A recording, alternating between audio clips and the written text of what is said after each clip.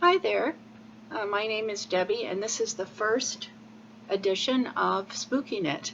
That's my name on Instagram. On Ravelry, I am Teaandchocolate. It is the Spooky Knit Knitting and Crochet podcast. Thank you for tuning in, especially since it's the first one. I hope you'll enjoy it and would appreciate any feedback you can give me on this webcast or videocast. And I'm just new at it, and as time goes I will get better equipment and lighting and so on.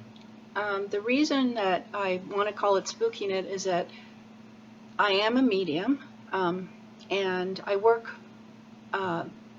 doing that in the summers, well, mid-May through mid-September, and have been doing that since 1989. In the off-season, I work for my brother, who's a foot specialist. As you can see, this is the only place I don't get interrupted on a Sunday. So I'm trying to do the video cast here and may change location later on, depending. And in the summers, I'll broadcast it from Lilydale, New York, which is where I work in the summer. I work in Canada in the winters and Lilydale in the summers. And that is a spiritualist community which has been there since 1879. And I do readings. Now, if you're not comfortable with that, that's fine. Just tune out then. It's going to be more about knitting and paranormal things. I like that too. And that's like the study of these phenomena that happen. And I've seen many ghosts throughout my life as real as you and I, and never knew that they were spirit because I'm a little bit stupid, stupid medium. And I never knew until the episode was over that I had been speaking to a ghost until the ghost left. That's how dumb I am. But you know, in my regular readings, and most mediums don't see spirit like that. It's just you hear things clairaudiently in your ear, or you get a sense of something, and that's how most mediums work. And I've been doing it since before it was popular, the early 80s on, being registered in Lilydale since 89, and you have to take a test to become registered there. So they do have some standards or scrutiny of your work, which is good. But I'm not looking for business. I'm just letting you know what my profession part of the year is. And then the other part of the year, I have this nice break where I can work for my brother, who's a foot specialist, and do the reception and set up files and sterilize equipment and clean the rooms and so on. And I really enjoy that part. You know, having a change is good too. And especially in the winter in Lilydale, it's not good because it's upstate New York and it's a lot of lake effect snow, real cold, and a lot of cabin fever, and not close to any shopping centers. You have to drive in that snow. So that's why I'm happy to be in Mississauga, Ontario in the winter, because, you know, close by are the shopping centers. But let's get on with the knitting, shall we? And we can talk about a ghost story of the day later. And I would like people to write in, if you would, about your own experiences and seeing ghosts, that is. Because we're more going to talk about ghosts here. We may talk about branch into other topics at other times.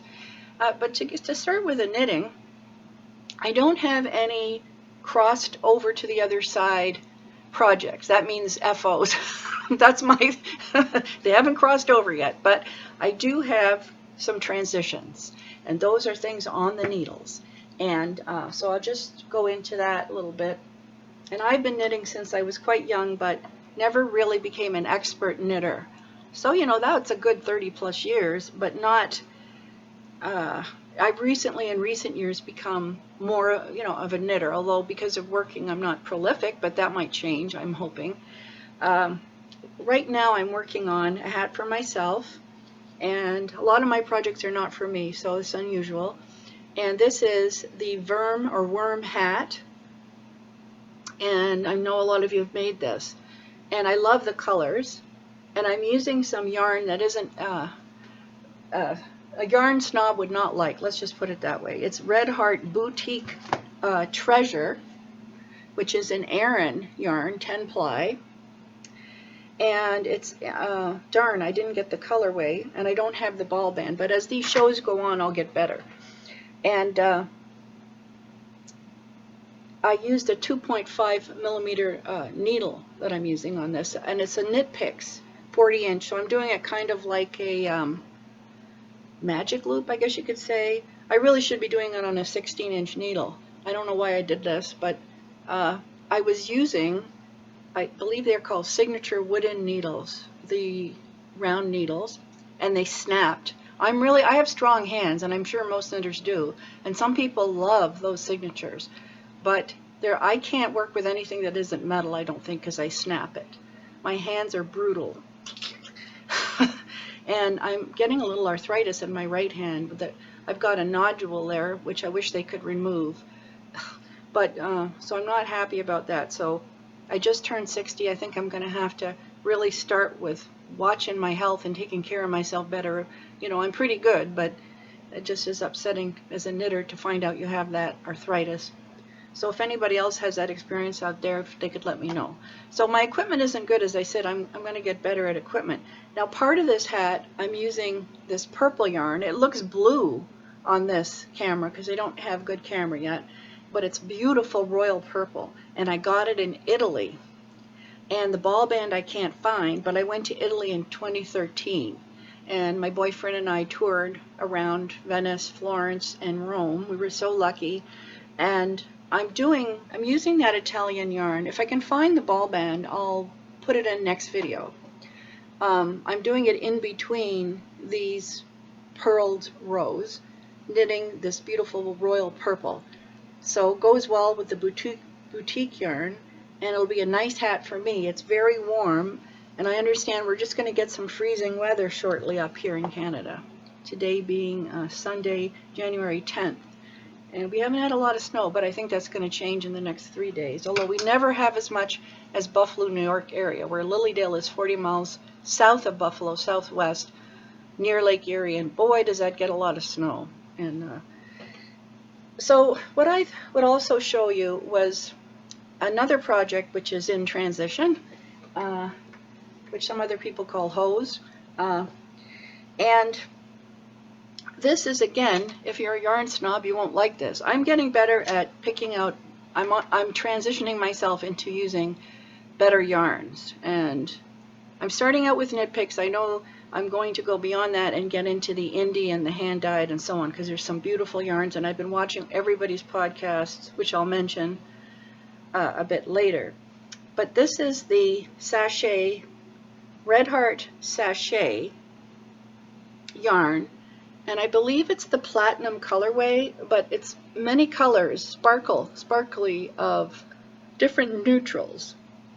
And it's from my mother. She said she wanted one of those ruffle scarves, and I went, ooh, I'm going to have to knit with that sachet, ooh, you know, Red Heart. But it's very pretty. The colors are just they're so pretty, those neutrals, you know. And she said she loved the yarn, but when I showed her the scarf, she says, oh, I hope I won't look like a clown. You know, usually she wants things, and then when she sees me knitting for other people, she gets a bit jealous, and then when I knit her something, it's never quite right somehow. But she says, oh, I look like a clown with all those ruffles. So I don't know if I'm going to have to try and make something else with it. And the way that this yarn is, I don't know how you could make anything else with it, because it's very bizarre. It's not like you're knitting or crocheting normally, and I am knitting this. It's like this. So you're not knitting with this whole ribbon. You know, this is the outside edge, and you insert your crochet hook or your needle in this top ridge here, and then what you do is you skip one, and then you pass this one over, and you knit it that way so it goes in a ruffle or in the round, and you do that as long as you want the scarf. So actually it's kind of nice when you get used to it, but when my mother said she wanted one of those ruffle scarves, I was like kind of dreading it, but I hope she does wear it in the end. I'd also like to talk about, I got some yarn at the Thanksgiving sale of knit picks, and it's sort of my attempt. I have used some nice yarns like Cascade in the past that I got at Romney Wools in Toronto. If any of you are from the GTA area, that's a beautiful yarn shop, just beautiful. But in watching all these wonderful podcasts, which I just love, better than TV, and I'm sure some of you do that too, watch that instead of TV, I watch those and I see all the beautiful yarn people are using, and I learn so much from watching them, and I'm so grateful for these podcasts. And that's what sort of inspired me to do one. And I know that most of these podcasts have themes, so I wanted to have a theme, and my theme is that supernatural or spooky knit, because we're going to concentrate on ghosts. And we'll talk a little bit more about that. But some of my favorite podcasts are, well, Geeky Girls Knit, which is broadcast by two American ladies from Scotland, and they're from Texas originally, and you may have watched them. They're wonderful. Cece Allman and her daughter Damaris. Absolutely wonderful, imaginative, wonderful podcast. So I really highly recommend that. I love Dramatic Knits, and they have their own Leading Men web store, it's called, and they sell yarn, and absolutely wonderful. Very, very cleverly put together. Lovely co-host, Callie, I think her name is, or Cassie. Very nice. And I keep looking and finding new ones that I really love. And I'll mention some other ones too. I do like Gimme Yarn 418. She's very good. Her webcast is called TGIF. Thank God it's Friday, I believe. She may have recently changed the name, but that's excellent. She's wonderful. And there's just so many of them. You know, I should have written them down. And now that I'm doing these podcasts, I see what people mean by show notes, because I don't have extensive show notes, and I know I have to get better organized with that. So there are a bunch more podcasts that I'm picking up more every day that I love to watch. And some of them I've tried, I haven't liked them, not because they're not good or their content isn't good. It just, I don't know. You know, it's just like anything else. You like color orange, you don't like the color yellow. You know, it's just something like that. So I understand if you don't like this podcast, you just go on to the next one. But if you have any constructive criticism, I'd appreciate that, since I am a newbie. Now, I'm just going on to stash here, and I haven't really thought of a good name for my stash. That's in the theme of this spooky knits. But I got, as I said, there was a Thanksgiving sale at Knit Picks. And I think in the past I bought a needle from them, one of those magic loop needles, and it's quite nice, 40-inch needle.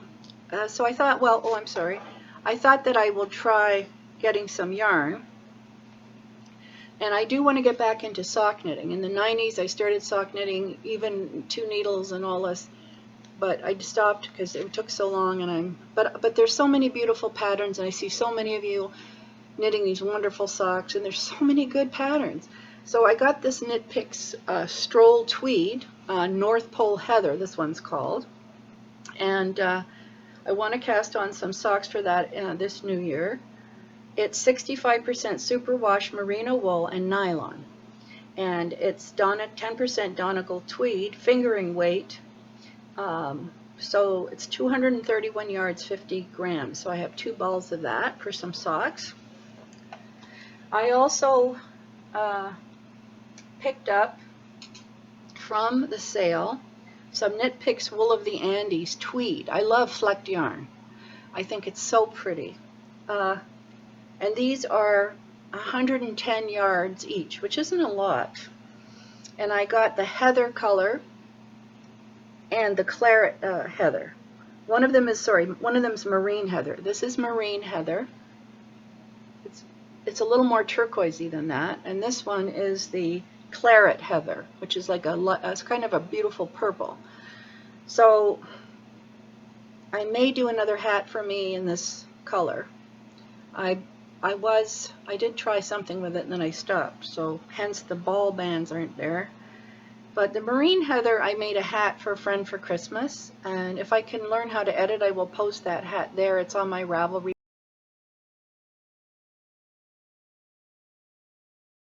page. Again, I'm Spooky Knit on Instagram, but on Ravelry, I've been Teaandchocolate since I joined, and I think it was 08 or 09 or something. So I did make her the waffle hat. That's a free online pattern, and also I put a pom-pom on it. And in the Knit Picks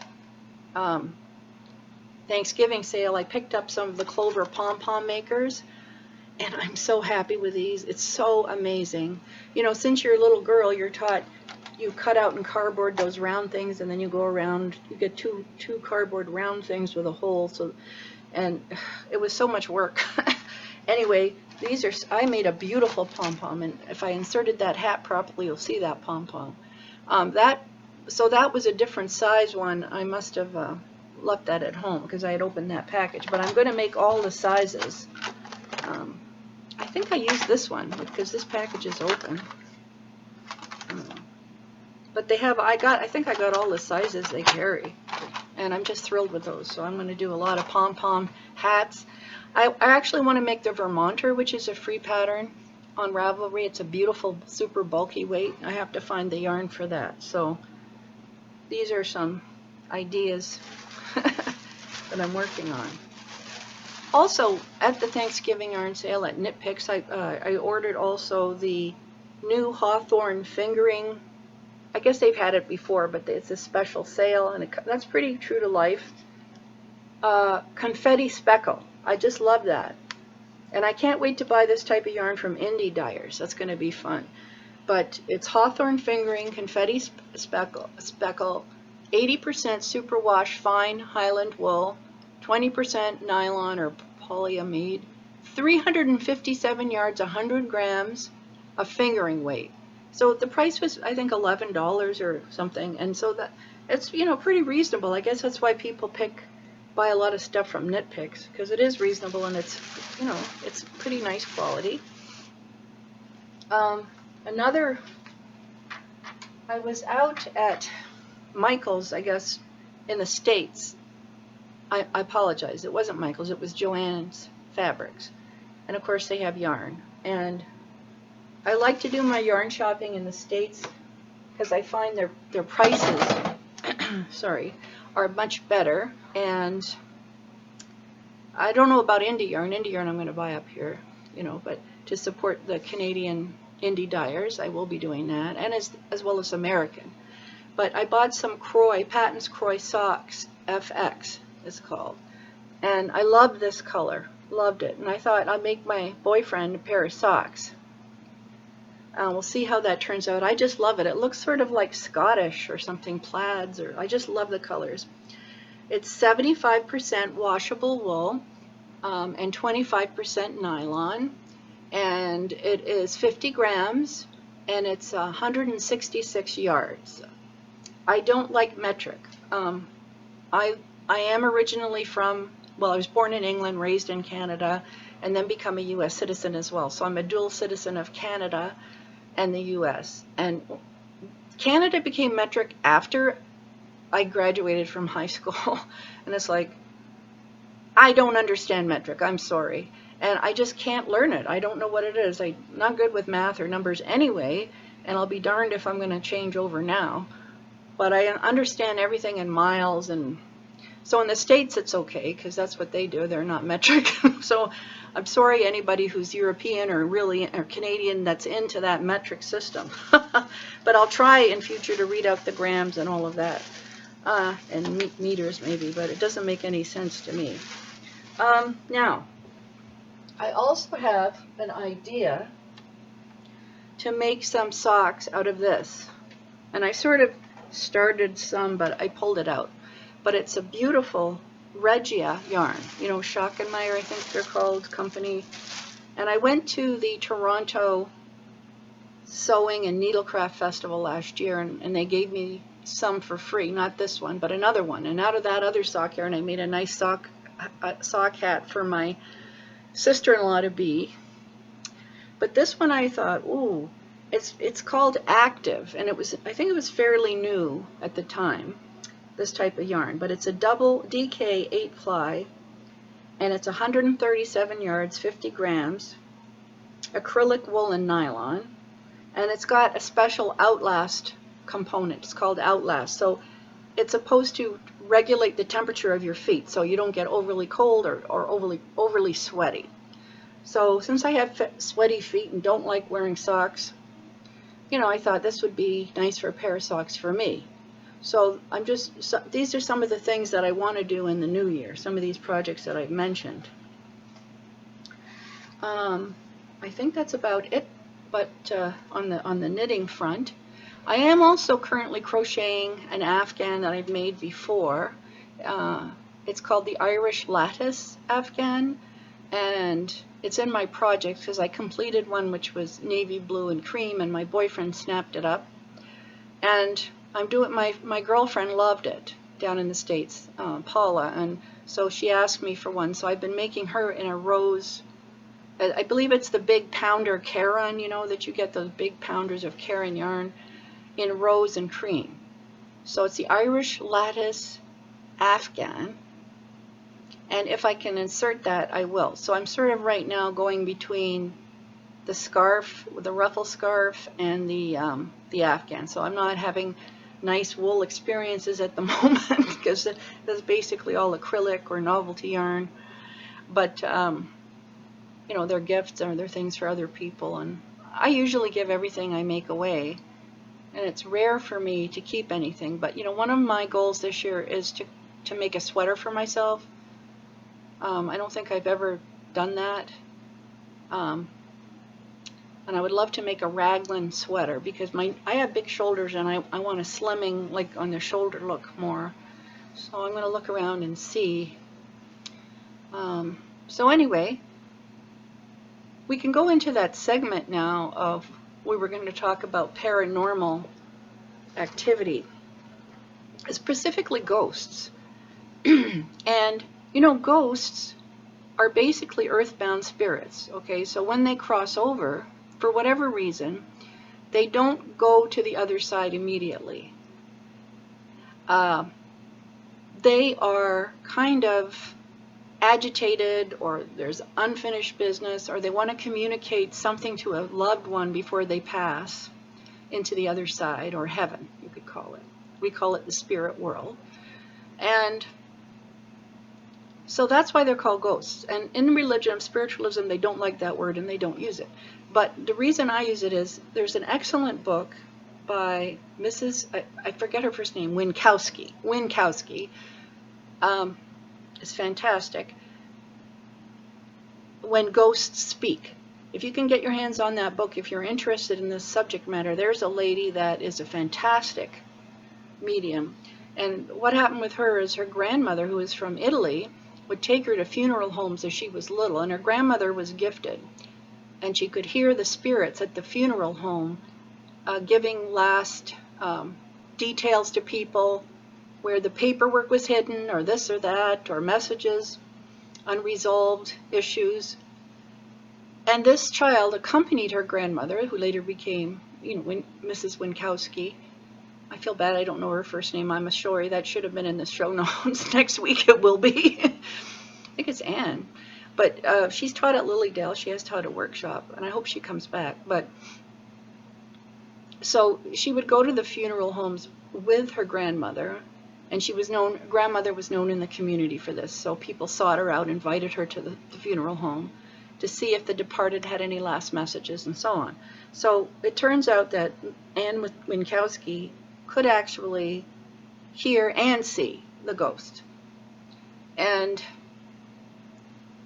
on a regular basis, and convey the accurate, obviously very detailed, accurate, that was said verbatim by the ghost to the bereaved. And the thing is that it's the basis of that show, The Ghost Whisperer. And I think The Ghost Whisperer was great. It got a little bit out at weird at the end, or it got too much.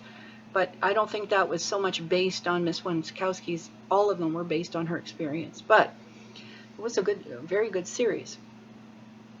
And I do see ghosts. I don't go to funeral parlors, although I would like to, but I don't really have anybody that knows I'm a medium that owns a funeral parlor. But, and it's usually a spontaneous happening with me. And I think that they're as much alive as you and I, because that's what they look like. So I'm just going to tell you one experience going back years ago. And I'll select this one. I had a stunning one at the Tower of London in England. tell you that. And I don't think we have time in this show to go into that because that's a bit of a long story. And it's got nothing to do with beheadings. It's Tower of London was a castle before it became a prison and all those awful things happened. It was a castle for Edward I, and before that, William the Conqueror. But I did see a lot of spirits over there in England, I'm telling you, because there's a lot of population. Ghosts like to hang out where there's a lot of energy, like a lot of people. They can manifest, more easily. But I'm trying to think of one that I could tell you, just a short one for today. And there have been so many. There have been so many. But I guess it was a little upsetting, and because I didn't know it was a ghost, but I was in a class in university, and this would have gone back to, I went to university in the 70s, and I was sitting in a classroom, and it was one of those classrooms where it's actually a lecture hall, so I was sitting sort of toward the back on the right-hand side. And a young man would come in and sit with me on a regular basis, and he was a good-looking blonde guy, and he was very, very preppy looking. And I was not at all a preppy person or a classic person at any time. If anything, I'd veered toward punk, or although I didn't dress like that, but I was more alternative than that. So why he sit by me and talk to me, I had no idea, because I thought, you don't look like the type of guy that would really sit down and talk to somebody like me. He looked like the type of guy that came from a rich family, that blonde, beautiful, beautiful looking, probably would go with the most beautiful princess blonde girl or whatever, somebody like himself. So I was so shocked. But anyways, he did sit by me, and I just remember like regular conversations, a little awkward since I was a little nervous around him. But then I would sometimes look around and he wouldn't be there, and I'd wonder, well, you missed that class. So, he never really said he was dead. And I didn't know he was a spirit. So until later, too, people said to me, you were talking to yourself. Who were you talking to? And that's happened many times in my life. And honestly, people thought I was nuts. But anyway, he sat down and talked to me. And then one day he came in and he said, would you call my mother and tell her I'm all right? I was killed in a car accident. And I thought, I think you must be crazy. I mean, really, I'm a young person. This is before I studied or developed my abilities. There was an interest there always of this sort of thing, but not that I could do it or that. And I don't know, I think most people, when they see spirit, like that aren't mediums and it's just spontaneous, they see them like real people. I mean, everybody can do that. If spirit comes that way, you're going to see him. So I don't think it's like a gift. I think there's another type of gift I developed, but I don't know about that. So maybe somebody who watches this can explain it.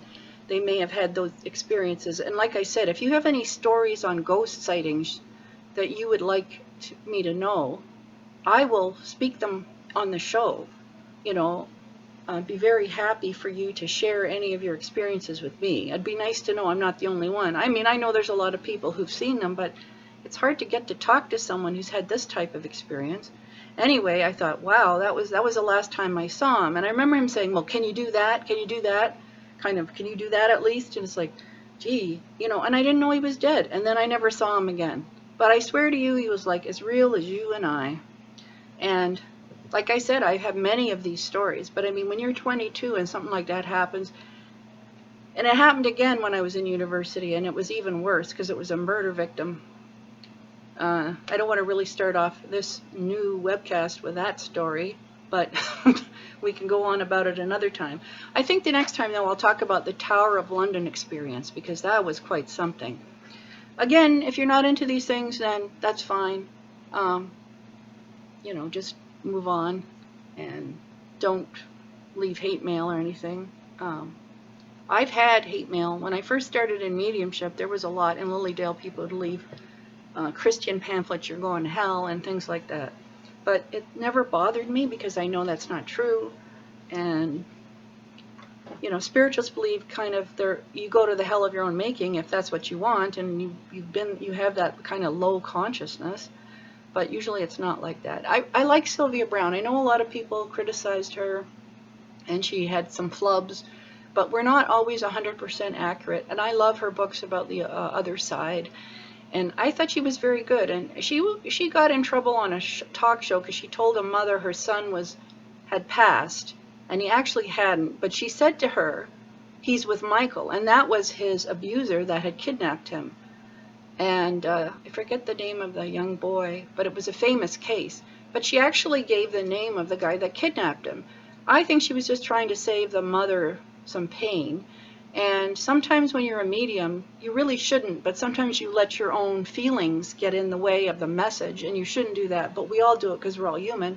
And most mediums aren't 100% accurate, or psychics. They're not.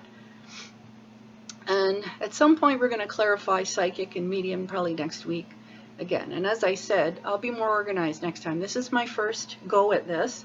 I hope you have enjoyed it. And so I'll say keep well until next time. And put on the lights if you're afraid of the ghost. But they don't usually come in the room. And if they do, or they press on your bed and things like that, you can just say, I'm tired. Leave me alone. But anyway, I've got to think of a better sign off than that. But anyways, I'll say God bless, and thank you so much for tuning in. I'd love to hear your comments. I'll get better equipment as this goes on, and we'll talk to you next time.